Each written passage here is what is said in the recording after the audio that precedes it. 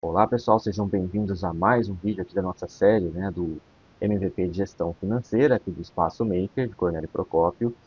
E eu terminaria a série, até encerrei de certa forma no vídeo anterior, mas eu gostaria de trazer alguma observação, Apesar de ser um vídeo de introdução ao desenvolvimento, onde aqui a gente está apresentando os conceitos básicos, eu gostaria de deixar para vocês, até se aprofundar um pouco mais na questão de segurança do desenvolvimento da aplicação.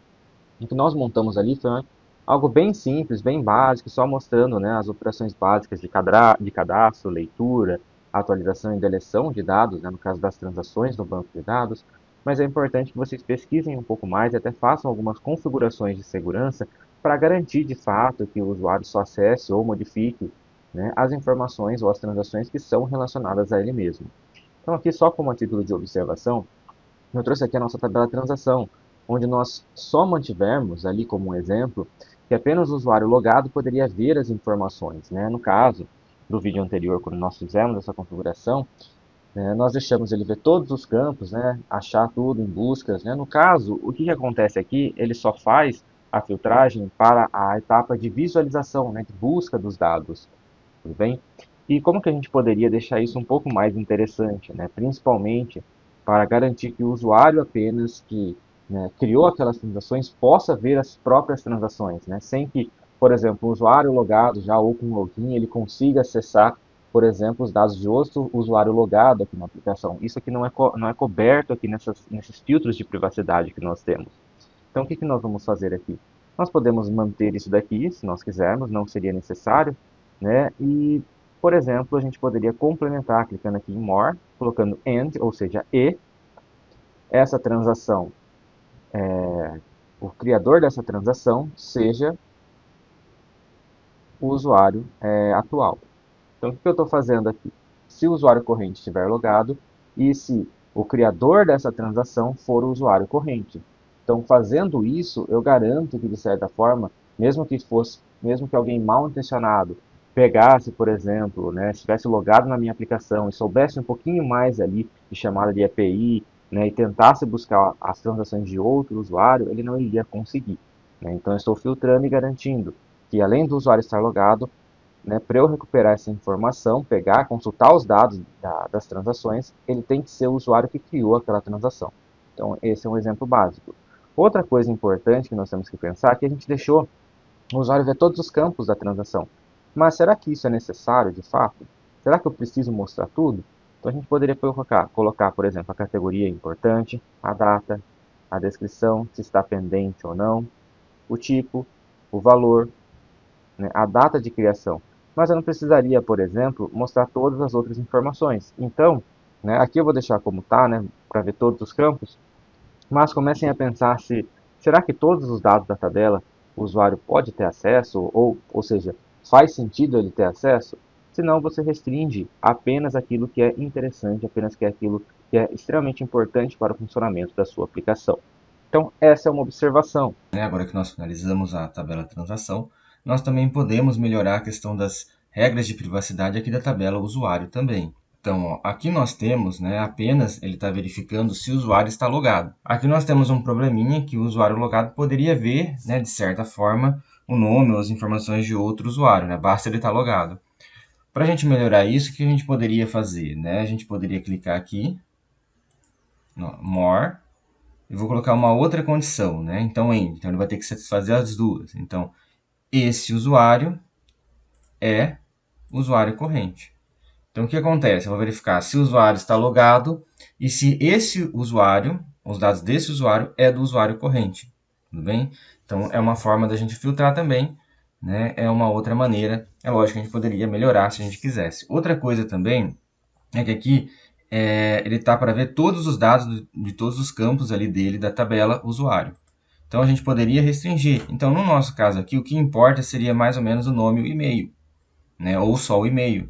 Então o que acontece? A gente poderia deixar apenas essas informações serem retornadas aí, para o usuário que queira ver os seus dados. Não precisaria mostrar todos os outros usuários, todos os outros dados. Assim a gente filtra também o que vai ser exibido. É claro que numa aplicação aí que seja um pouco mais profissional, nós teríamos ali, poderíamos ter perfis de usuário, onde nós temos o usuário comum, aquele que monta a sua lista de transações, onde também nós teríamos, né, a questão do usuário administrador, aquele que serve para gerir o sistema. Então, ele conseguiria, né, visualizar e gerenciar os dados dos usuários, e também, se a gente quisesse, nós poderíamos criar tabelas, né, como tabela de log, né, para ver basicamente o que o usuário realizou na aplicação, né, se teve algum erro na execução, por exemplo, dá para a gente configurar tudo isso, para que a gente tenha ali um feedback ou até mesmo uma rastreabilidade do que está sendo feito na aplicação, e qualquer erro ou problema a gente consiga tentar trabalhar na solução. Então, é lógico que isso daí é só um exemplo, né, um primeiro exemplo, mas são algumas considerações que a gente pode considerar também.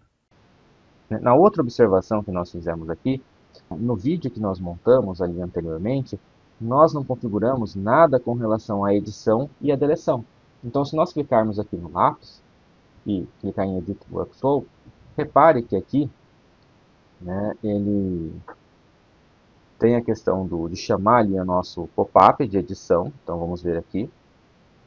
Ó, editar transação. Ó, vou exibir esse meu pop-up.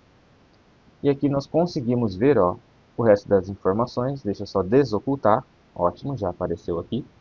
Ó, aqui na parte de salvar essa transação, né, se nós formos no Edit Workflow, nós temos a operação, né, o nosso fluxo, que é Make Changes to Transação.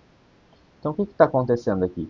Eu estou atualizando as informações de uma transação, porém eu não tenho nenhuma regra de filtragem, né? Então, por exemplo, alguém mal intencionado poderia facilmente ali tentar interceptar a chamada da API, né, para o meu banco de dados, e tentar fazer a alteração, porque a gente não tem nenhum filtro, tudo bem? Nem se o usuário está logado, nem se o usuário é proprietário daquela transação. Então, isso seria uma vulnerabilidade. Então, como a gente poderia resolver isso de maneira simples, né? Só para trazer como exemplo para vocês, é lógico que isso aí tem que estudar um pouco mais, tem que fazer verificação de vulnerabilidades na aplicação de vocês, mas eu poderia, né, performar essa alteração apenas se, por exemplo, né, o... só que aqui a gente tem que fazer alguma pequena alteração, né, para a gente conseguir pegar, por exemplo, que o usuário só faça a edição dessa transação se ele for o proprietário. Então, para isso, lembra que a gente falou lá de passar as informações de um grupo ou de um pop-up para o outro. Então, nós temos que voltar lá no nosso pop-up. Está vendo que aqui dentro, nos botões cancelar e salvar, nós viemos aqui na hierarquia, né, na árvore de objetos, nós vamos ver que eles estão dentro, né, vou clicar aqui para ficar mais claro, eles estão dentro desse grupo T. Né? Então eu tenho que fazer o quê? Eu tenho que passar também a transação para esse grupo para eu conseguir, né, verificar quem é o criador dessa transação para eu bater se é com o usuário que está logado. Então para isso, ó, eu venho aqui, coloco que é do tipo transação e a data ela vai vir de quem? Do grupo pai. Tudo bem? Assim como nós fizemos anteriormente quando nós configuramos aqui, né, para editar uma transação. E uma vez feito isso, nós podemos voltar aqui no botão salvar, no workflow dele, e colocar uma condição. Eu vou fazer as alterações apenas quando. Ó, vou pegar a transação do grupo pai, vou pegar o criador, apenas se o criador da transação for o usuário corrente. Então, quando eu faço isso, eu estou me precavendo que aquelas alterações que serão feitas ali no banco de dados só será feita se o criador dessa transação for o usuário que estiver logado. Então aqui a gente tem mais uma segurança. Poderia fazer a mesma coisa aqui, né, deixa eu só ocultar aqui para evitar a transação. Poderia fazer a mesma coisa aqui, por exemplo, para a ação de deletar. Se nós formos aqui no workflow, nós não temos nenhuma verificação para deleção. Então, a ideia seria que apenas o usuário que é dono dessa transação possa deletar, né, para que eu não tenha ali, né, de certa maneira, alguém tentando por fora deletar transações que não são deles, né, o que seria aí um ponto de vulnerabilidade. Então, eu poderia tentar, né, me precaver desse problema. Lógico que teria mais coisas que a gente tem que analisar, mas a gente poderia fazer o quê? Verificar apenas quando a transação da linha atual, que seria o criador, fosse quem? Né, fosse o usuário corrente. Então, o que eu estou fazendo aqui? Né? Eu estou pegando a transação da linha atual e eu quero verificar seu criador. Se o criador for o usuário corrente, aí eu posso fazer a deleção. Então, são essas características que nós temos aqui que seria interessante nós avaliarmos. Nesse sentido, é lógico que tem mais coisa para a gente fazer. né? É por isso que eu incentivo vocês a buscar um pouco mais de conhecimento sobre essa parte de integridade e segurança das informações, tudo bem? Sempre façam as validações, né? No caso, busque sempre fazer as avaliações do lado do servidor. Então, pessoal, é só uma observação que eu coloquei nesse vídeo final, né? O Bubble ele é interessante, ele é bom para que vocês façam MVPs, consigam montar rapidamente uma solução, né? Ainda mais com o auxílio da inteligência artificial que, né, está disponível para que vocês montem aí a solução de vocês, mas sempre tentem buscar um pouco mais de informação relacionada à segurança e integridade das informações da sua aplicação.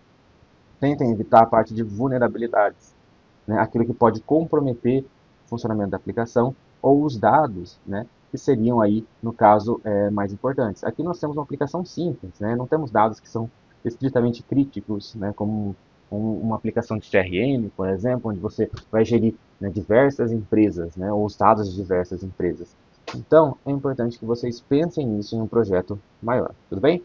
Vou ficando por aqui, espero que vocês tenham gostado dessa série de vídeos. Então, qualquer coisa aqui, entre em contato com a gente aqui do Espaço Maker, nós estamos à disposição, né, para qualquer dúvida que vocês tiverem. Então, vou ficando por aqui e até a próxima.